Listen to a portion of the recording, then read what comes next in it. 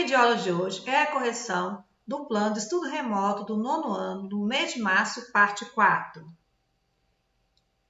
Questão 16. A tabela a seguir mostra as massas dos reagentes e do produto de uma reação obtida a partir de vários experimentos. Então, aqui nós temos o primeiro experimento, o segundo e o terceiro.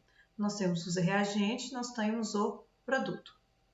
Se a gente for analisar, o que Proust fala? Proust afirma que a proporção em massa das substâncias que reagem e que são produzidas numa reação, ela é fixa, constante e variável. Ou seja, se elas dobrar aqui, todos vão dobrar. Se ela dividir por 2, todos vão dividir por 2. Então, vamos ver aqui. Se a gente for analisar que 32 gramas para 64, eles dobraram a massa. Então, 32 vezes 2 dá 64. Então, significa que A e B vai também ter um aumento de massa, uma dobra de massa. Então, o que seria 48? 48 vezes 2 vai dar 96. 80 vezes 2, B vai ser 160. Aqui nesse caso, se vocês vão reparar em relação a 48, você teve uma divisão por 2. 48 foi dividido por 2. Então, 40 dividido por 2 dá 24. 32 dividido por 2 dá 16. E 80 dividido por 2 dá 40. Então, nós temos que a resposta correta vai ser a letra D.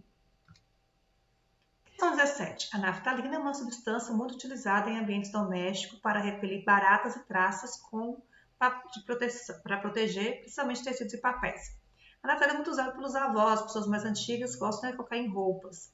Nas condições ambientais, temperatura de 25 graus Celsius e pressão de 1 atm, ela se encontra no estado sólido, sendo comercializada na forma de pequenas esferas brancas. Quando depositada em gavetas ou compartimento, a naftalina sofre mudança de estado físico, que provoca a liberação de gases com odor que espanta os insetos. Qual o nome que a gente dá a esse processo? Chama de sublimação, por quê? Ela sai do seu estado físico sólido e vai para vapor sem passar para o líquido. Então, ela não tem um estado líquido, no caso, a naftalina. B. Do ponto de vista submicroscópico, descreva os estados físicos inicial e final dessa substância. Então, primeiro, ela não vai ter esse estado líquido, ela vai pular do sólido para o líquido, para o gasoso. Mas o que a gente consegue perceber de diferença na estrutura molecular? As moléculas no estado sólido, elas estão muito mais próximas. Então, a gente vê que no ponto de vista submicroscópico, o estado sólido das moléculas estão bem próximas uma das outras. Tem baixa energia de vibração, você vê que elas se movimentam pouco, ficam mais compactas, tem pouco volume em relação aos líquidos e vapores. Quando ela vai para o estado de vapor, essas moléculas elas aumentam sua energia, ficam mais aceleradas e agitadas e aumentam seu volume, por isso que ela acaba o cheiro dela ocupando todo o local. Então, é isso que está acontecendo a mudança da matéria no seu estado sólido, do que a naftalina, para o estado gasoso. Questão 18. O dióxido de carbono sólido, popularmente conhecido como gelo seco, é usado para produzir efeitos visuais em volumes e concertos musicais, gerando um tipo de fumaça quando em contato com ar ou água. Um pedaço de gelo seco exposto ao ar passa por uma mudança de estado físico. Explica o que acontece com a organização das partículas que compõem gelo seco quando ocorre essa mudança. O gelo seco é muito semelhante àquilo que nós explicamos no caso da naftalina.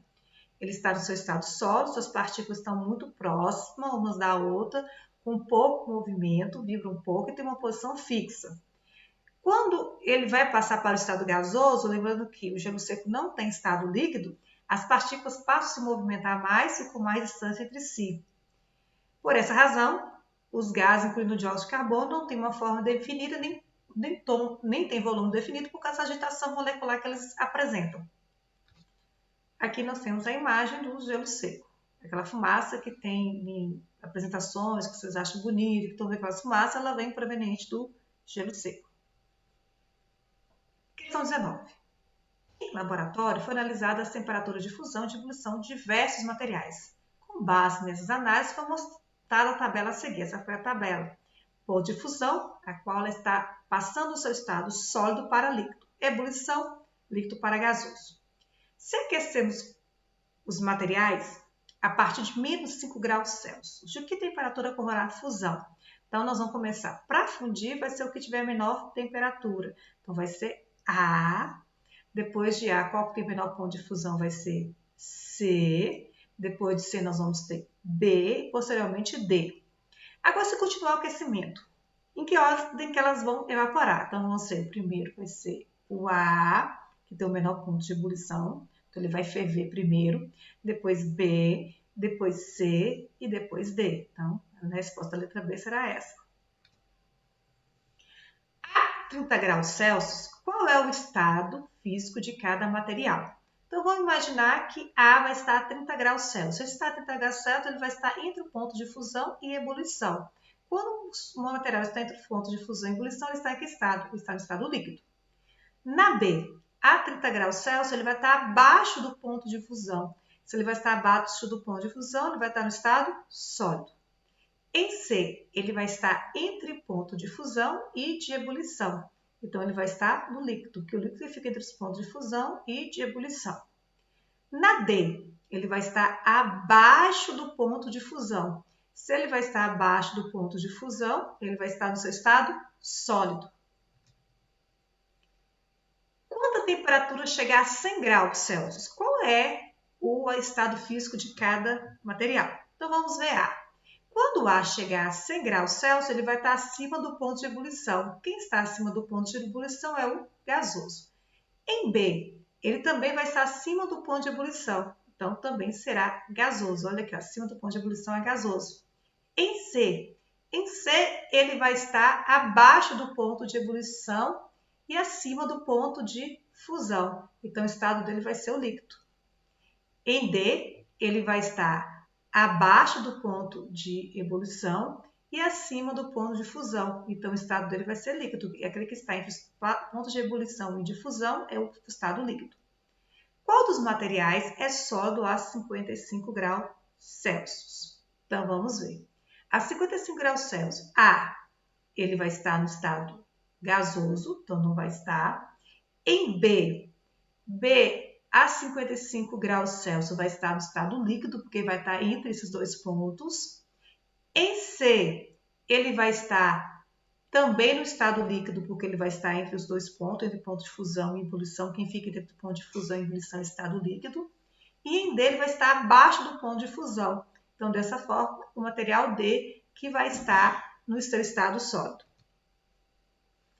Questão 20. A água muda de estado físico em temperaturas específicas. Essas temperaturas são as mesmas em qualquer lugar da Terra? Que fator pode multiplicá-las? A gente viu nessa imagem claramente aqui que o ponto de ebulição é alterado de acordo com a altitude, a posição em qual a fervura, em que local que ela está ocorrendo. Se ela foi feita ao nível do mar, ela tem maior temperatura. Se ela fosse feita em lugares montanhosos, a temperatura de ebulição dela diminui. E tanto, ela sofre influência em relação à sua altitude. Questão 21. Por que os alimentos demoram mais tempo para cozinhar em uma cidade localizada no alto de uma montanha do que uma cidade próxima ao litoral? O que você recomendaria a uma pessoa que vive a 2.000 metros acima do nível do mar para que ela cozinhe seus alimentos mais rapidamente? A temperatura na qual ela entra em ebulição é diretamente proporcional à pressão atmosférica, ou seja, lugares que têm alta altitude, né, lugares altos, montanhosos, ele vai ter uma pressão atmosférica menor. Portanto, por esse motivo, a temperatura de ebulição também vai ser menor e os alimentos vão demorar a cozinhar. Para pessoas que vivem em lugares de grandes altitudes, para cozinhar, o ideal seria ela começar a utilizar a panela de pressão, que seria uma forma de acelerar o cozimento. Questão 22. Classifique as reações químicas citadas a seguir em endotérmica ou exotérmicas. Decomposição da água com absorção de água. Então, quando nós temos uma decomposição da água, ela é endotérmica. Oxidação da glicose com liberação de energia exotérmica. Combustão do álcool com liberação de energia exotérmica. Decomposição da sacarose com absorção de energia endotérmica. Lembrando que endotérmica absorve energia e que exotérmica ela libera energia. Questão 23. Identifique evidências de uma reação química em cada uma das imagens a seguir. Nessa imagem a seguir, nós temos aqui produção de luz e liberação de calor. Então, nós temos uma evidência, seria a produção da luz.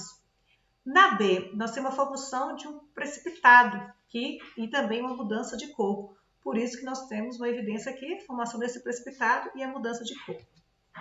Em C, nós temos uma cor mudando aqui, a transformação. E em D, formação de gás de bolhas sendo liberados. Questão 24. A figura abaixo representa o processo de cozimento de ovos em fogão a gás. Que tipo de reação exotérmica ou endotérmica ocorre na chama do fogão e nos ovos? Primeiro, aqui nós temos ovos cozinhando. Na chama, ela é exotérmica, está liberando calor. Em relação ao ovo, ele está absorvendo calor. Então, aí nós temos dois processos. Uma de liberação, que é a chama, que ela libera esse calor. E no ovo, ela está absorvendo esse calor. Até a próxima videoaula.